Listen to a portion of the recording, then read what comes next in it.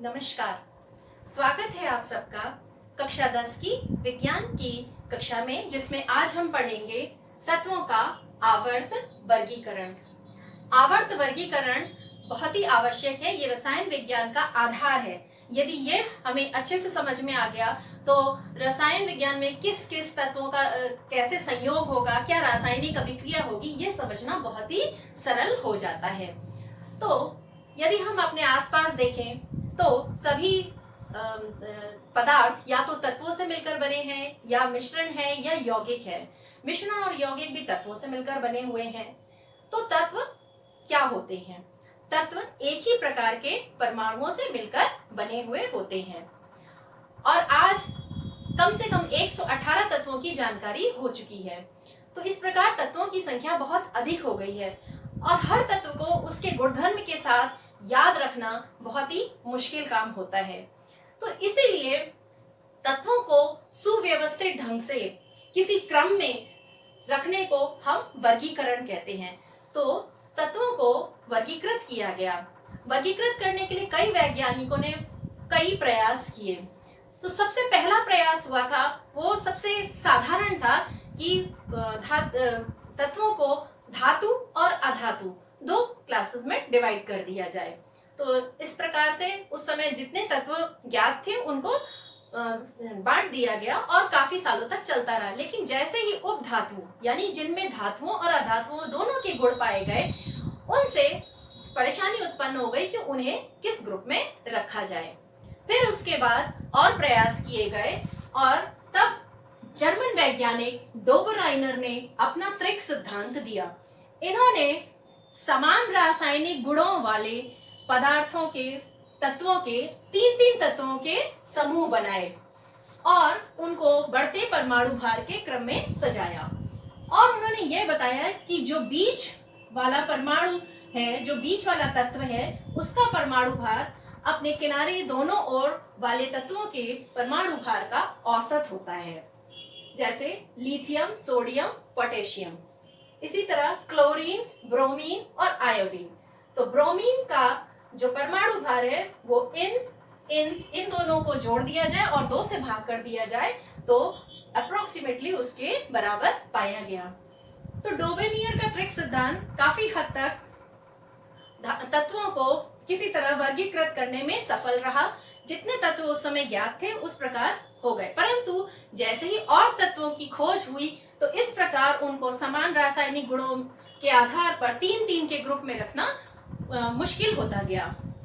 फिर ब्रिटिश वैज्ञानिक न्यूलैंड आए, जिन्होंने अपना अष्टक सिद्धांत दिया। जिस प्रकार से हम लोग के संगीत के सुरों में 7 सुर हैं, सा, रे, गा, मा, पा, धा, नी, और फिर से सा आ जाता है, मतलब फिर से आवृत्ति शुरू हो जाती है।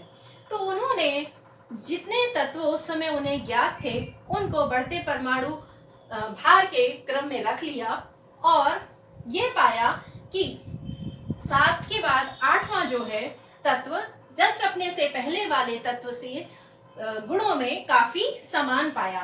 तो पहली बार न्यूलैंड ने आवर्त का शब्द का प्रयोग किया। आवर्त मतलब किसी प्रॉपर्टी का, किसी गुण धर्म का रिपीट होना, दोबारा दोहराव होना। तो उनके हिसाब से फ्लोरीन के गुणधर्म हाइड्रोजन से मिलते थे, क्लोरीन के गुणधर्म अपने ऊपर हाइड्रोजन और फ्लोरीन से मिलते थे। इसी प्रकार सब व्यवस्थित कर दिए गए। परंतु जब और तत्वों की जानकारी मिलती गई तब इसमें भी कुछ दिक्कतें आईं। इसमें क्या कमियां थी? इसमें यह पाया गया कि हल्के तत्वों तक यानी कैल्शियम तक तो ये जो वर्गीकरण किया गया था ये पूर्णतया इसको फॉलो कर रहा था, लेकिन भारी तत्वों के लिए ये सही बैठ नहीं रहा था। इसके अलावा कोबाल्ट और निकल को 2 तत्वों को एक साथ एक ग्रुप में रख दिया गया। उसके साथ इनके जो गुणधर्म थे अपने ऊपर वाले तत्वों यानी कि हाइड्रोजन, फ्लोरीन और क्लोरीन से इनके गुणधर्म मिल भी नहीं रहे थे। तो इस प्रकार इसकी वजह से भी दिक्कत थी। और आयरन को इधर रख दिया गया था। आयरन तत्वों गुणधर्म में कोबाल्ट और निकिल के समान होता है, और जबकि उसे बिल्कुल अलग रख दिया गया था। इसके अलावा इन्होंने अपने टेबल में करीब केवल 56 तत्वों को रखने की व्यवस्था बनाई थी। 56। तो जब जैसे नए नए और तत्व मिलते गए, उनके रखने के लिए कोई जगह नहीं बताई गई थी।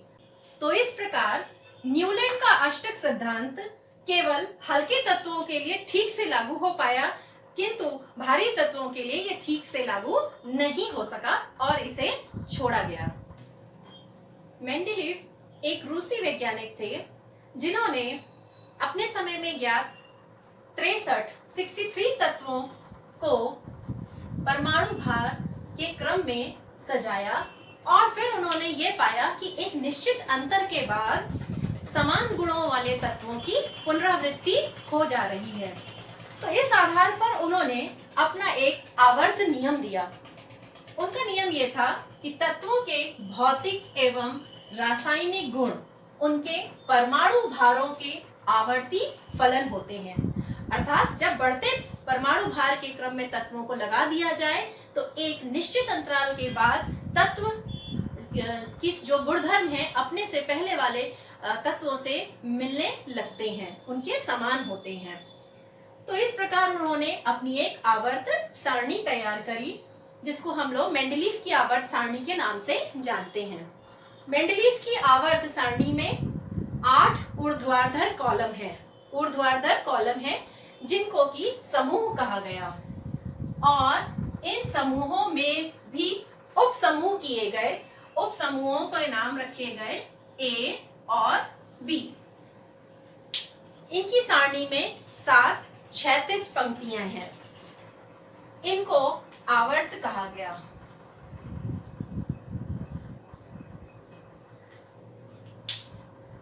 मेंडेलीव ने तत्वों को सारणी में सजाते समय ये जरूर ध्यान में रखा कि समान गुण वाले तत्व समान तत्वों के ही नीचे आए।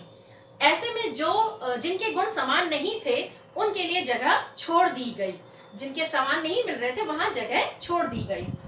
तो इस प्रकार उनकी आवर्त सारणी तैयार हो गई, और रसायन विज्ञान में ये इनका एक बहुत बड़ा योगदान था, क्योंकि काफी वर्षों तक इसकी उपयोगिता मानी गई। मेंडेलीव की आवर्त सारणी रसायन शास्त्रियों द्वारा बहुत ज्यादा उपयोग में लाई गई, क्योंकि उसके बहुत लाभ थे। पहला, अज्ञात तत्वों के लिए रिक्त स्थान छोड़ दिए गए थे, क्योंकि मेंडेलीव ने समान गुणधर्म वाले तत्वों को एक साथ रखा था और जो उस समय तत्व नहीं ज्ञात थे उनके लिए स्थान छोड़ दिया था। तो जब नए नए तत्वों का पता चलता गया वो अपने उन स्थानों पर रखे गए। दूसरा, नए तत्वों की भविष्यवाणी उन्होंने पहले ही कर दी थी, जैसे कि स्कैंडियम, गैलियम और जर्मेनियम। इनकी उन्होंने भविष्यवाणी पहले ही कर दी थी।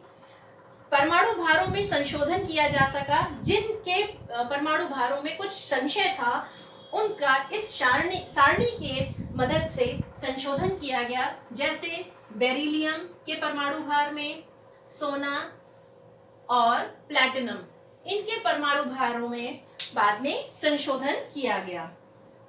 समान गुणधर्म वाले तत्वों को एक साथ स्थान दिया गया है, जिससे अध्ययन में बहुत सुविधा हुई। तो यदि हमें उस समूह के किसी एक तत्व के गुणधर्म का पता चल जाए तो उससे हम बाकियों के गुणधर्म के बारे में अनुमान लगा लेते हैं। तो इस प्रकार अध्ययन में बहुत सुविधा हुई।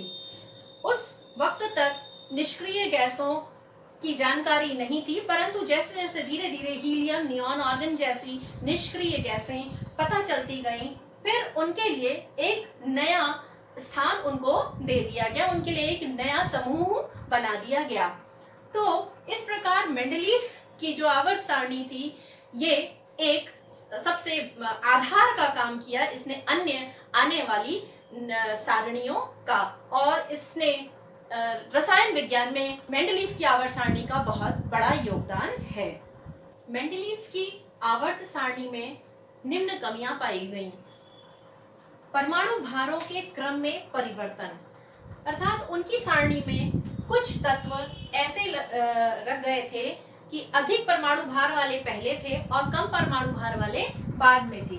जैसे कि कोबाल्ट जिसका परमाणु भार 58.9 होता है, वो निकल से पहले रख गया था जिसका कि परमाणु भार 58.7 होता है। इसी प्रकार उन्होंने टेल्यूरियम को आयोडीन से पहले रख दिया था। इसी प्रकार आर्गन को भी पोटेशियम से पहले रख दिया था।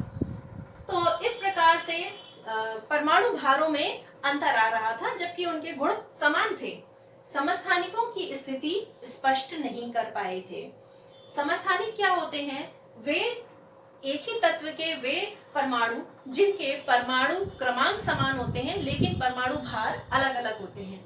अब क्योंकि परमाणु भार अलग अलग है तो उन्हें अलग समूह में रखा गया लेकिन उनके गुणधर्म समान हो रहे थे। तो इस प्रकार समस्थानिकों को कहाँ रखा जाए इसकी स्थिति स्पष्ट नहीं हो पा रही थी। हाइड्रोजन का स्थान विवादपूर्ण रहा। उन्होंने हाइड्रोजन को 1a में भी रख दिया क्योंकि हाइड्रोजन में एक इलेक्ट्रॉन होता है जिसको कि वो देकर धन आयन भी बना सकता है, और उसे 7a में भी रख दिया था क्योंकि वो ऋण आयन भी बना सकता है। तो इस प्रकार हाइड्रोजन का स्थान निश्चित नहीं हो पाया और नए तत्वों के लिए उचित स्थान का अभाव था। हालांकि निष्क्रिय गैसों के लिए स्थान नहीं था, लेकिन क्योंकि निष्क्रिय गैसों के सभी के गुण एक जैसे थे तो उनको एक अलग ग्रुप में रख दिया गया। लेकिन जैसे दुर्लभ मृदा तत्व जब प्राप्त हुए तो उन्हें कहाँ रखा जाए ये जानकारी नहीं मिल पा रही थी। तो ये कुछ कमियां थी मेंडलीव की आवर्त सारणी में, जबकि वो बाकी सब कार्यों को सफलता से पूरा कर रही थी। तो इसीलिए इसके दोषों को दूर करने के लिए प्रयास किए जा रहे थे। तभी 1913 में ब्रिटिश साइंटिस्ट हेनरी मोजले ने एक तत्वों के एक नए गुण की खोज की जिसको कि हम लोग कहते हैं परमाणु क्रमांक, परमाणु संख्या। जैसा कि हम सब लोग जानते हैं परमाणु क्रमांक किसी परमाणु के अंदर उपस्थित प्रोटॉनों की संख्या के बराबर होता है। जितने प्रोटॉन उतने ही इलेक्ट्रॉन होते हैं। तो एक तरह से कह सकते हैं परमाणु क्रमांक जितने इलेक्ट्रॉन है, इलेक्ट्रॉनों की संख्या और प्रोटॉनों की संख्या के बराबर होते हैं। तो उन्होंने ये पाया कि जो अभी तक मेंडलीव कह रहे थे कि रासायनिक और भौतिक गुण परमाणु भारों के आवर्ती फलन है, वो एक्चुअली उन्होंने अपना नया आधुनिक आवर्त नियम दिया और उसमें यही बदलाव कर दिया। उन्होंने कहा तत्वों के भौतिक एवं रासायनिक गुण उनके परमाणु क्रमांक के आवर्त फलन होते हैं। अर्थात इन्होंने फिर एक नई सारणी बनाई और उसमें तत्वों को बढ़ते परमाणु क्रमांक के आधार पर रखा और फिर से उन्हें वही आवर्त गुण मिला, यानी कि समान गुणधर्म वाले जो तत्व थे आसपास आ गए। तो इस प्रकार इन्होंने इस नियम का यूज करके प्रयोग करके आधुनिक आवर्त सारणी का निर्माण किया। आधुनिक आवर्त सारणी में 18 ऊर्ध्वाधर कॉलम है जिनको कि समूह कहा जाता है, जैसा कि मेंडलीव ने भी अपनी सारणी में कहा था, और 7 क्षैतिज पंक्तियां हैं जिसको कि हम आवर्त कहते हैं। मोजले के आधुनिक आवर्त नियम के आधार पर आधुनिक आवर्त सारणी बनाई गई। आधुनिक आवर्त सारणी में तत्वों को बढ़ते परमाणु क्रमांकों के आधार पर सजाया गया। इस सारणी से मेंडलीव की सारणी की जो कमियां थी वो आसानी से दूर कर दी गई। जैसे समस्थानिकों की स्थिति नहीं समझ में आ रही थी उसमें, तो इसमें उन्हें एक ही स्थान पर रखा गया। क्यों? क्योंकि समस्थानिकों का परमाणु क्रमांक समान होता है। इसी प्रकार जिन तत्वों के परमाणु भारों में के आधार पर उनके क्रम में अंतर आ रहा था वो जब परमाणु क्रमांक के आधार पर रखे गए तो बिल्कुल सही आ गए। जैसे कि मेंडलीव की आवर्त सारणी में कोबाल्ट का भार ज्यादा था और निकिल का भार परमाणु भार कम था, इसे जबकि बाद में होना चाहिए था, लेकिन परमाणु क्रमांक के आधार पर देखा गया तो कोबाल्ट पहले और निकिल बाद में बिल्कुल सही पाया गया। तो इस प्रकार आधुनिक आवर्त सारणी ने कई सारे दोष दूर करे और ये आजकल सबसे ज्यादा इस्तेमाल की जाती है। अंतर में कई सारी आवर्त सारणियां बनाई गई, परंतु आजकल जो प्रयोग में है वो है दीर्घाकार आवर्त सारणी, long form of periodic table, जो बोहर और बरी की सहायता से बनी थी। इसके अनुसार तत्वों के रासायनिक और भौतिक गुणों का उनके इलेक्ट्रॉनिक विन्यासों से बहुत गहरा संबंध होता है। हम लोग कक्षा 9 में किसी भी तत्व के इलेक्ट्रॉनिक विन्यास को बनाना सीख चुके हैं। जैसे अगर सोडियम को हम देखें तो सोडियम का परमाणु क्रमांक होता है 11 और यदि इसका इलेक्ट्रॉनिक विन्यास बनाएं तो आएगा 2 8 1। तो इस प्रकार दीर्घाकार आवर्त सारणी में 18 ऊर्ध्वाधर कॉलम्स हैं जिनको हम समूह कहते हैं। ये आप देख रहे हैं। इनको नए IUPAC गाइडलाइन के अनुसार 1 से लेकर 18 तक नंबरिंग दी गई है। पहले इन्हें 1A, 2A, 3B इन नामों से जाना जाता था। एक समूह में यदि हम ध्यान से देखें तो सभी जो तत्व हैं उनके बाहरी कोश में जो संयोजी इलेक्ट्रॉन्स हैं उनकी संख्या समान होगी। बाह्य कोश में इलेक्ट्रॉनों की संख्या समान पाई गई। एक ही समूह में पाए जाने वाले तत्वों के बाहरी कोशों के इलेक्ट्रॉनों की संख्या समान है, 1 2 और इसी तरह इधर 13 14 15 16 17 इन समूहों को हम लोग रिप्रेजेंटेटिव एलिमेंट्स कहते हैं या प्रतिनिधि तत्व कहते हैं। इसी तरह से आप देख रहे हैं जो शून्य ग्रुप है 18 नंबर का ग्रुप, जिसमें सारी की सारी निष्क्रिय गैसें रखी गई हैं और 3 से लेकर 12 तक के समूह, इनमें सभी संक्रमण तत्व हैं। ये इस तरह से समूहों में व्यवस्थित होने के बाद हम जरा ध्यान से देखें तो इसमें 7 आवर्त हैं। आवर्त इस प्रकार से बनाए गए हैं कि जैसे जैसे हम आवर्तों में बढ़ रहे हैं तो उनमें कोशों की संख्या बढ़ती जा रही है। यानी प्रथम आवर्त में ये जैसे हाइड्रोजन रखा हुआ है तो उसमें केवल एक कोश होता है। यदि हम दूसरे आवर्त में आए तो इनमें 2-2 कोश होते हैं। इनमें थर्ड आवर्त में आए, तीसरे आवर्त में तो सोडियम मैग्नीशियम रखे हुए हैं और इधर एल्यूमिनियम सिलिकॉन रखे हैं, इनमें 3 कोश होते थे। यानी जिस प्रकार जैसे जैसे हम नीचे जाते हैं यानी 7वें आवर्त में 7 कोश होंगे। इसके बाद यदि आप ध्यान से देखें तो प्रथम आवर्त में 2 तत्व हैं, उसके बाद दूसरे आवर्त में 8 तत्व हैं, 1 2 3 4 5 6 7 8।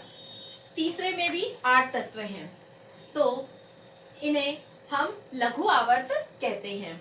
इसके बाद चौथे और 5वें में यदि आप ध्यान से देखें तो इसमें 18 तत्व हैं, इन्हें हम दीर्घ आवर्त कहते हैं। छठे और 7वें में यहाँ पे लैंथेनाइट सीरीज अलग नीचे रख दिए गए हैं कुछ तत्व। जब इनको भी इनके साथ आप काउंट करेंगे तो छठे और 7वें आवर्त में 32 तत्व आएंगे जिनको कि हम अति दीर्घ आवर्त कहते हैं। यहाँ हम देखें तो फर्स्ट ग्रुप के एलिमेंट्स को हम लोग एल्कली मेटल्स भी कहते हैं और सेकंड ग्रुप के एलिमेंट्स को एल्कलाइन अर्थ मेटल्स कहते हैं। ये हल्की धातुएं कहलाती हैं। फिर उसके बाद ये सब हमारी हैं भारी धातुएं। और यदि हम जरा ध्यान से देखें तो ये जो ब्लॉक्स बने हुए हैं नीले रंग से, boron, silicon, germanium, arsenic, antimony, tellurium और पोलोनियम, ये सभी उपधातुएं हैं। उपधातुएं जिनमें धातु और अधातुओं के दोनों के गुण पाए जाते हैं और ये उभयधर्मी होते हैं।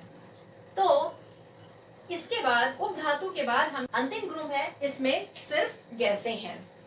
तो इस प्रकार ये जो दीर्घाकार सारणी है इसमें धातु और अधातु भी एक अलग रूप से दिखाई पड़ते हैं। दीर्घाकार आवर्त सारणी में आवर्त में बाएं से दाएं या समूह में ऊपर से नीचे जाने पर पाया गया कि तत्वों के रासायनिक गुण और भौतिक गुणों में क्रमिक परिवर्तन होता है। तो हम कुछ ही गुणों के बारे में यहाँ पर अध्ययन करेंगे, जिसमें सबसे पहले है संयोजकता। संयोजकता किसी भी परमाणु के सबसे बाह्यतम कोश में उपस्थित संयोजी इलेक्ट्रॉनों की संख्या को कहते हैं। तो यदि हम आवर्त सारणी को ध्यान में रखें और हम बात करते हैं कि एक समूह में ऊपर से नीचे जा रहे हैं, तो ऊपर से नीचे जाने पर हमने देखा था कि बाह्य कोश में इलेक्ट्रॉनों की संख्या समान रहती है, उसमें कोई बदलाव नहीं होता है।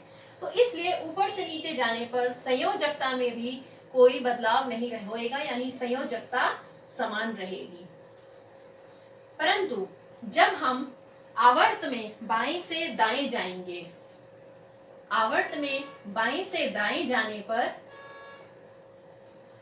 क्या होगा कि 1 से 14 तक, 1 से 14 ग्रुप तक तो हमारी जो संयोजकता है वो बढ़ती है, और उसके बाद 15, 16, 17 में घटती है, 15 के बाद घटती है, जो कि घटते घटते 17 पर एक और शून्य ग्रुप या लास्ट में जो हमारा 18वां ग्रुप है उसमें संयोजकता शून्य हो जाती है, क्योंकि उसके बाह्य कोश संपूर्ण होते हैं, उसमें कोई भी संयोजी इलेक्ट्रॉन नहीं होता है। परमाणु त्रिज्या। परमाणु त्रिज्या किसी परमाणु के नाभिक से लेकर उसके बाह्यतम कोश में उपस्थित इलेक्ट्रॉन के बीच की दूरी को हम लोग परमाणु त्रिज्या कहते हैं। परमाणु त्रिज्या 2 कारणों पर निर्भर करता है, एक शेलों की संख्या पर, दूसरा नाभिकीय आवेश पर। तो यदि हम किसी आवर्त समूह में ऊपर से नीचे जाते हैं, तो जैसा कि हम सारणी में देख चुके हैं, जैसे जैसे हम ऊपर से नीचे जाते थे तो शेलों की संख्या बढ़ती जाती थी। शेल की संख्या बढ़ रही है, इसलिए परमाणु त्रिज्या बढ़ेगी, त्रिज्या बढ़ती है ऊपर से नीचे जाने पर। जब हम बाएं से दाएं किसी आवर्त में जाते हैं, तो क्योंकि शेल तो उतनी ही है, हमने देखा था हर एक आवर्त में कक्षाओं की संख्या समान होती है, परंतु उनके परमाणु क्रमांक बढ़ने की वजह से प्रोटॉन्स की संख्या बढ़ रही है, अर्थात प्रभावी नाभिकीय आवेश बढ़ रहा है, तो जिसकी वजह से इलेक्ट्रॉन्स पे अंदर की ओर आकर्षण बहुत ज्यादा होगा, और इसीलिए त्रिज्या जैसे जैसे हम बाएं से दाईं ओर जाएंगे तो त्रिज्या घटती जाएगी। तो इसलिए परमाणु त्रिज्या ऊपर से नीचे बढ़ेगी और बाएं से दाएं घटेगी। फिर हम लोग आते हैं धात्विक गुण पे। धात्विक गुण क्या है? कोई भी धातु वह है जो बहुत आसानी से धनायन बना लेती है, और धनायन बनाने का मतलब है कि जो इलेक्ट्रॉन आसानी से मुक्त कर सके। तो जैसा हम यहाँ पे देख रहे हैं कि बाएं से दाएं जाने पर, आवर्त में यदि हम बाएं से दाएं जाएं तो हम देख रहे हैं त्रिज्या घट रही है, यानी कि इलेक्ट्रॉन देने की जो क्षमता है वो कम होती जा रही है, उनमें आकर्षण बल बढ़ता जा रहा है। तो इसलिए जो धात्विक गुण है, धात्वीयता, वो कम होती जाएगी। और यदि हम ऊपर से नीचे जाएं तो जैसा कि हम देख रहे थे, क्योंकि परमाणु त्रिज्या बढ़ती जाती है तो यानी बाहरी इलेक्ट्रॉन पर न्यूक्लियस का, नाभिक का कम प्रभाव रहता है, तो बाह्यतम इलेक्ट्रॉन जो है वो आसानी से दिया जा सकता है। इसलिए जैसे जैसे हम नीचे जाएंगे तो धात्वीयता बढ़ती जाती है।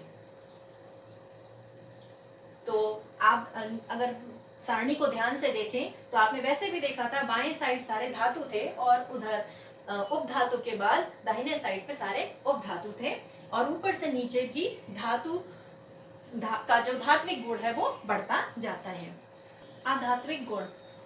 आध्यात्म वे होती हैं जो सहजता से इलेक्ट्रॉन ग्रहण करके ऋण आयन बनाती हैं, अर्थात वे अम्लीय ऑक्साइड्स बनाती हैं।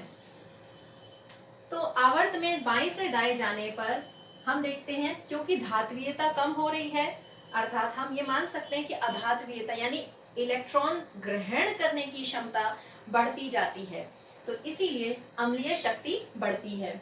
और ऊपर से नीचे जाने पर अम्लीय शक्ति घटती है।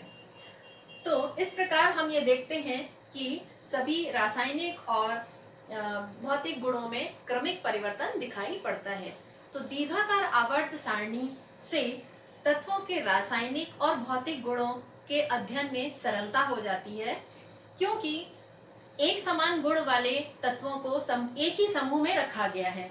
तो इससे ये फायदा होता है कि किसी एक तत्व का यदि हम अध्ययन कर लें तो उससे हमें उस समूह के अन्य तत्वों के बारे में पर्याप्त जानकारी प्राप्त हो जाती है। तो इस प्रकार दीर्घ तत्वों का आवर्त वर्गीकरण यहाँ पर समाप्त होता है। अब मैं ये आपसे चाहूंगी कि यदि आपको ये सब समझ में आ गया है तो आप मेंडलीफ की आवर्त सारणी और आधुनिक आवर्त सारणी की तुलना कीजिए, उनमें क्या अंतर है ये लिखिए, और फिर स्वयं आप ये देखें कि आधुनिक आवर्त सारणी में तत्वों को उसी जगह पर उस पर्टिकुलर समूह या आवर्त में क्यों रखा गया है, इसकी खोजबीन आप, इसकी जांच आप स्वयं करें।